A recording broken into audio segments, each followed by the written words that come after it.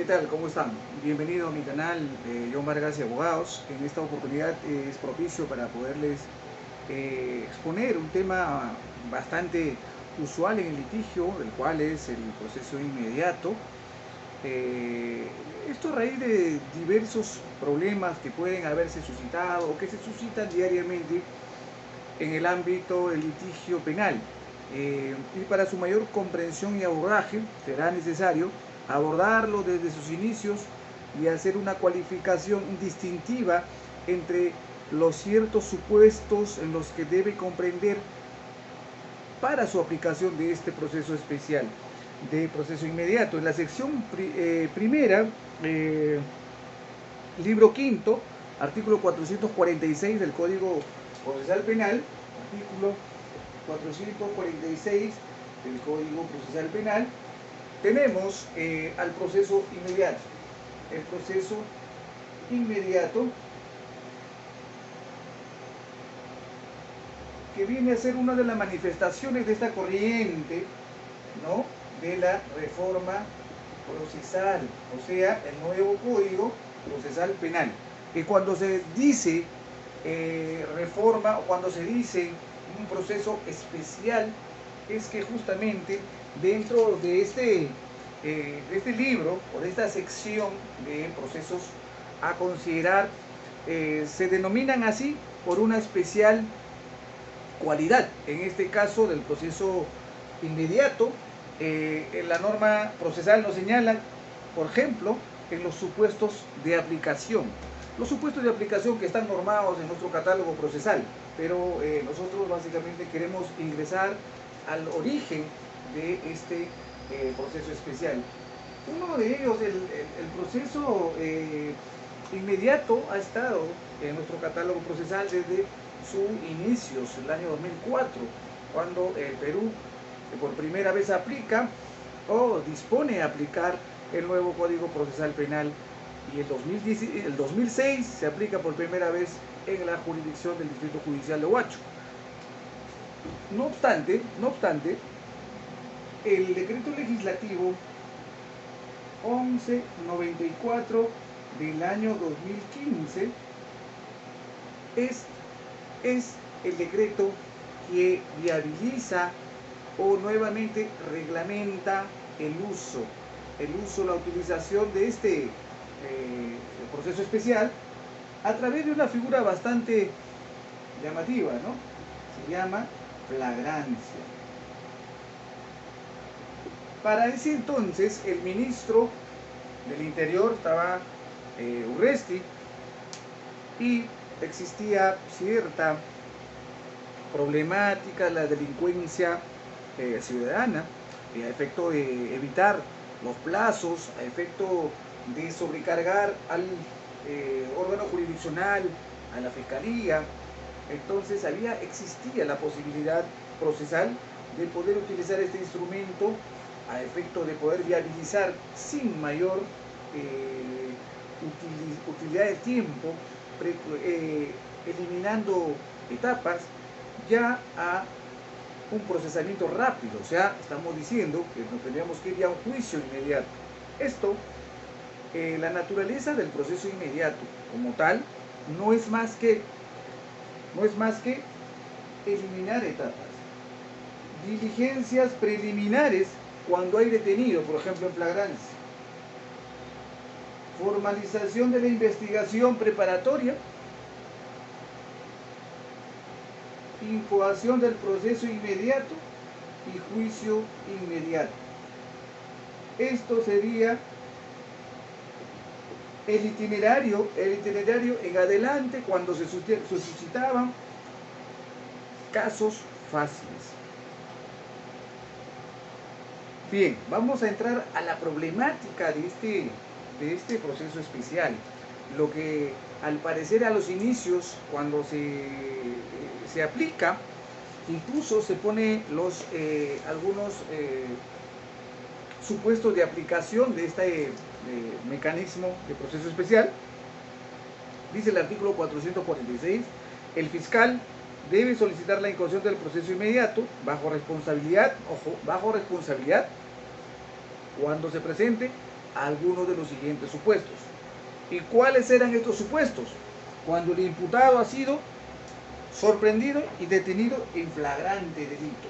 O sea, requisitos generales, sustanciales, inmediatos y verificables para la aplicación de este proceso inmediato era ello, ¿no? El literal A, que era el imputado ha sido sorprendido en flagrancia, detenido en flagrancia, y dice cualesquiera del artículo 259 del Código Procesal Penal. Y en el artículo 259 del Código Procesal Penal nos señala los tipos de flagrancia: cuasiflagrancia, flagrancia presunta y la flagrancia propiamente dicha, y entre otros. El otro punto a tomar en cuenta era que el imputado ha confesado la comisión del delito en los términos del artículo 160. Cuando dice que el imputado ha confesado, entonces estaríamos dando una cierta favorabilidad a la confesión. O sea, de nada habría servido el proceso de reforma procesal para América Latina, en donde se ha dotado de ciertas garantías y dice que la confesión del imputado es uno de los requisitos indispensables, será requisito indispensable para declarar procedente. No obstante, el catálogo procesal invoca en el segundo supuesto, ojo, confesión del imputado, pero bajo la norma del artículo 160 del Código Procesal Penal. Esto es, ¿qué nos dice el artículo 160? Para dar legitimidad a la confesión de un ciudadano no es tampoco tan fácil, ¿no? Para que exista o tenga validez la declaración, la confesión de un imputado, o también se le llama valor de prueba de la confesión, Código Procesal Penal, artículo 160, nos dice: la confesión, para ser como tal, debe constituir en la admisión por el imputado de los cargos a la imputación formulada en su contra. O sea, debe aceptarlos.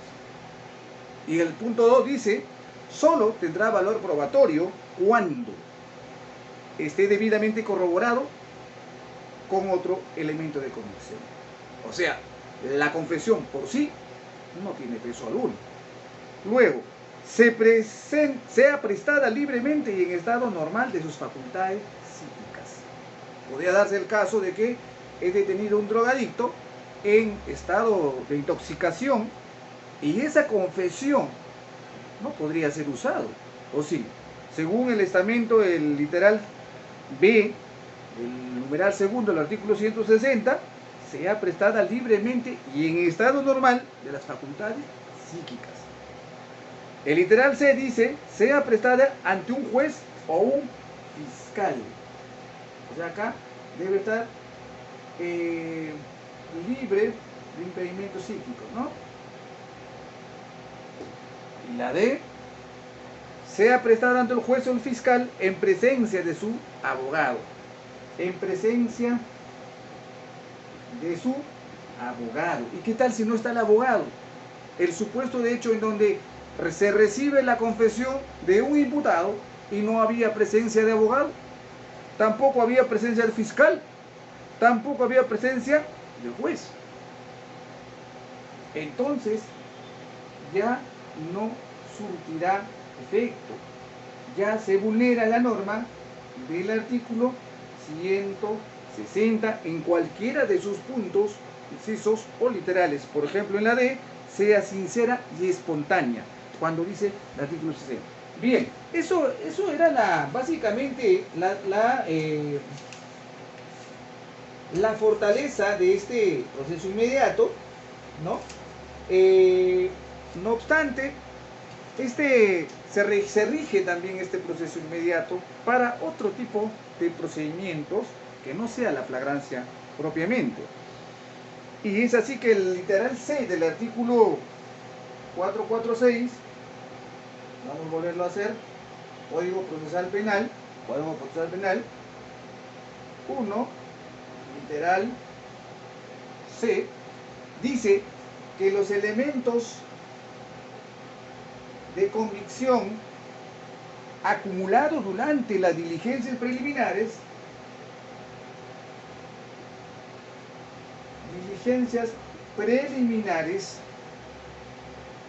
y previo interrogatorio al imputado sean evidentes. Como quieran, estimados amigos, como quiera, exige ¿no? la confesión o la declaración del imputado, que va a ser vital. Si bien se puede ejercer como mecanismo de defensa, pero como quiera, es que se utiliza en este, al menos en este simplificado proceso inmediato, sí.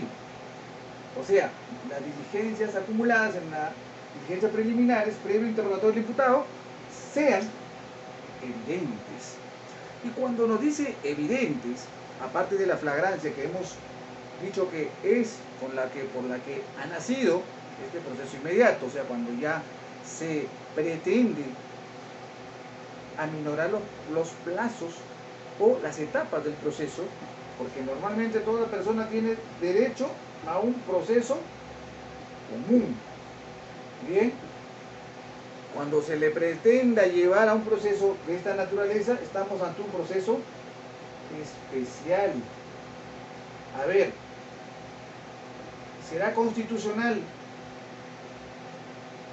llevarte de un proceso del derecho a ser juzgado con las etapas del proceso, de un proceso común, a un proceso especial en donde se anulan las etapas?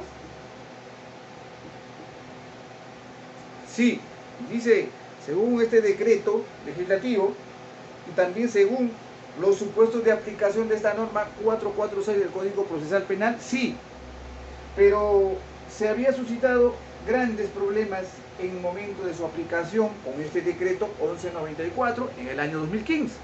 Y el caso más sonado ha sido de la señora Buscalia y entre otros 30 imputados, por ejemplo, por delito de desobediencia a la autoridad, estado de ebriedad o, por ejemplo, omisión a la asistencia familiar. Todos entraban a la cárcel con facilidad, ¿no? Entonces, lo que puede suscitarse uno de los problemas en la aplicación de este proceso inmediato viene a ser el derecho a probar, el derecho al plazo para probar, el derecho a la etapa de investigación preparatoria para generar prueba, siempre y cuando no revista de complejidad o de dificultad el proceso. Por ejemplo, una de las características aplicables para este proceso inmediato, según el juez superior Francisco Celizaima, que sea un caso fácil. Un caso fácil. ¿Qué más? Que exista evidencia delictiva. ¿Qué más? Que exista relación procesal válida. ¿Qué más?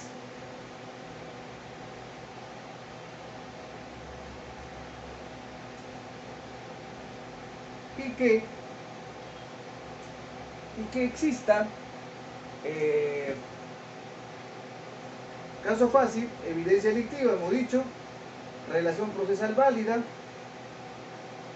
¿no? Y, por ejemplo, cuando hablamos de caso fácil, estamos diciendo de que las supuestos premisas fácticas no presenten, ojo, problemas probatorios. No presenten los supuestos premisas fácticas de la imputación, no presenten problemas probatorios. ¿Por qué? Porque justamente uno de los presupuestos para la aplicación de este proceso inmediato es que se tiene prueba evidente o evidencia delictiva. Ya supuestamente no necesita realizar ningún tipo de diligencia. ¿Y qué? El sujeto imputado debe ser llevado a un proceso, a una incoación del proceso inmediato, para evitar la etapa de investigación preparatoria, y se le debe dar una acusación directa. Eso es. Pero cuando existen en sus premisas fácticas problemas probatorios, por ejemplo, también se dice que en este tipo de procesos se debe, ¿qué se debe? Exigir prueba directa. O sea, una de las fortalezas probatorias en este proceso se llama prueba directa. ¿Y esta con qué podría estar relacionado, por ejemplo, si es omisión a la asistencia familiar? Con las copias certificadas del juzgado de paz letrado. Si es en conducción en estado de ebriedad, ¿qué será? El dosaje etílico, más el acta de intervención, entre otros. Y si se tratase, por ejemplo, del hurto agravado en flagrancia, todos los supuestos elementos fácticos que vinculan, y que ya no se requiere una etapa de investigación preparatoria, ya no se necesita más elementos probatorios como para poder haber llegado a la convicción de que el sujeto detenido en flagrancia por hurto es el responsable.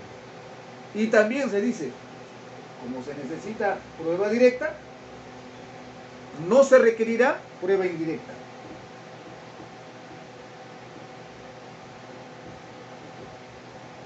¿Por qué dice prueba indirecta?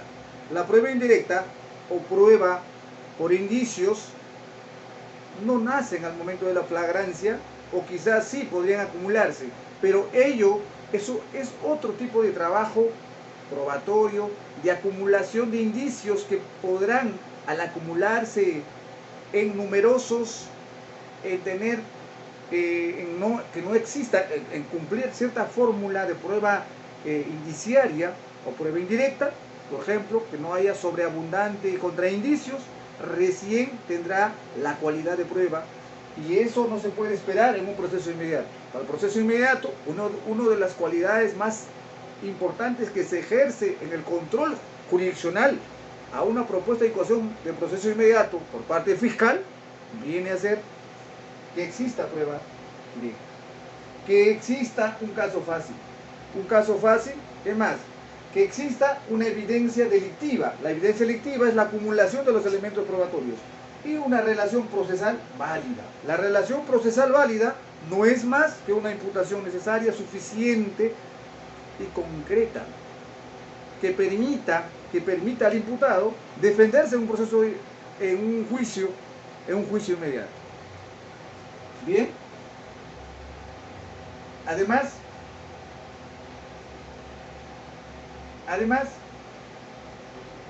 y para completar la idea, no sea necesario la actuación de otros medios probatorios más que lo acumulado y lo postulado por el Ministerio Público para el proceso inmediato. O sea, sería aquí la pregunta, doctor,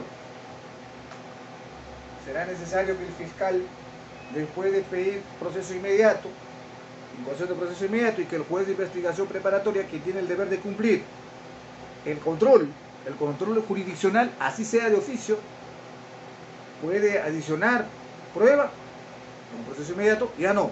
Justamente el fiscal, como dice suficiencia probatoria de un caso fácil o prueba directa, porque indirecta no está avalado. Entonces, si estamos hablando de prueba indirecta, ya nos vamos a un caso fácil, sino a un caso difícil. Y un caso difícil definitivamente le corresponde regresar a un proceso común. Una también de las reglas de exclusión para algunos procesos para esta figura viene a ser lo que señala en el artículo 274. Por ejemplo, cuando nos dice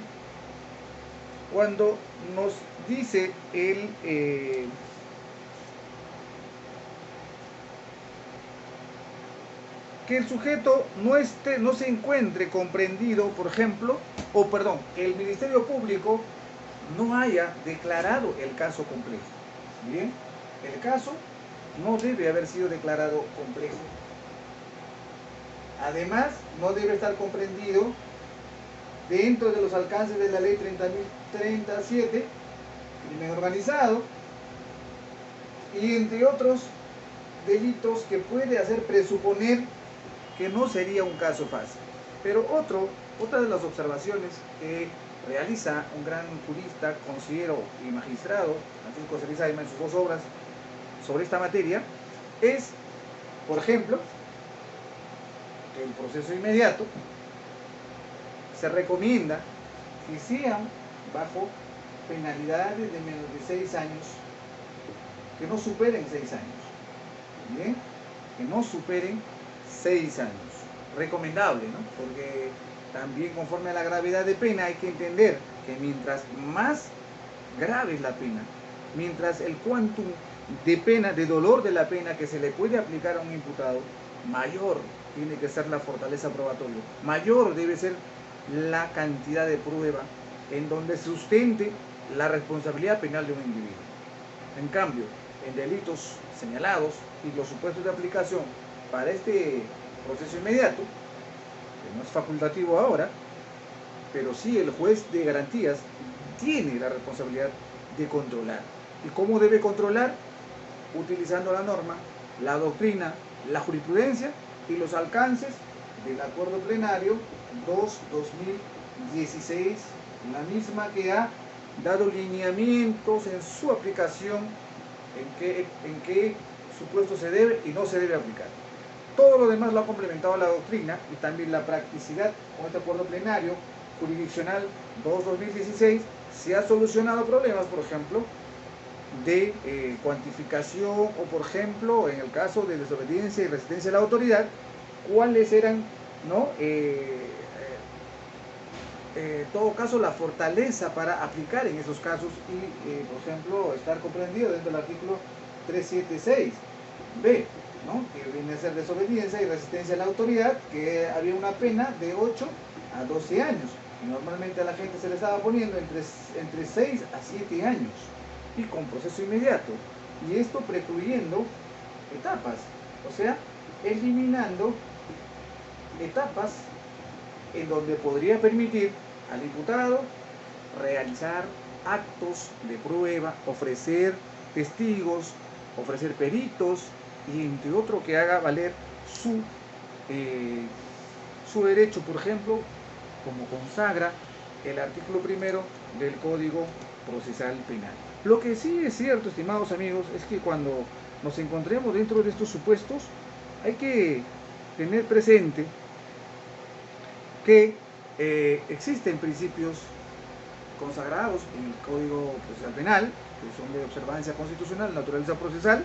Por ejemplo, artículo 1, numeral 3, que las partes intervendrán en el proceso con iguales posibilidades de ejercer facultades y derechos previstos en la Constitución, en este Código. Los jueces preservarán el principio de igualdad procesal, debiendo allanar todos los obstáculos que impidan y dificulten su vigencia. O sea, lo que significa es que el proceso inmediato, a pesar de ser una norma que podría estar comprendido en el supuesto de aplicación, se debe regir previamente a los principios generadores de derecho, a los principios que son positivados con anterioridad incluso a la norma procesal, para que cuando el juez tenga una dificultad entre una u otro tema, esta sea favorable al reo, conforme también lo señala el artículo 7, numeral 3, por ejemplo, del Código Procesal Penal. El título preliminar dice que la ley coacte la libertad de ejercicio de derechos procesales de personas, así como limite un poder conferido a las partes o establezca sanciones procesales, será interpretada restrictivamente. Y el cuarto dice, en caso de duda insalvable sobre la ley aplicable, debe estarse a lo más favorable al reo. ¿Esto qué significa? Que el juez lo que tiene que hacer es controlar, pero controlar con todas las herramientas legales, constitucionales y convencionales de la cual el Perú es parte. Al ingresarse, declararse fundado un proceso inmediato, lo que se hace es limitar posibilidades de defensa en el ámbito de probar al imputado. Entonces, el proceso inmediato es válido mientras exista o su aplicación no tanto excepcionalísimo, sino debe estar debidamente alineado a ya lo señalado, por ejemplo, en el Acuerdo Plenario 2/2016, sin tener ánimo tampoco, por ejemplo, ni de causar arbitrariedad, ni de causar impunidad. El procesado debe ser procesado. Para eso existe su proceso común. Los procesos especiales, pero son para casos especiales. Bien, amigos, muchas gracias. Espero haber contribuido con su conocimiento y actualización en esta materia. Esperemos poder dar otro tema más adelante. Muchas gracias por estar con nosotros.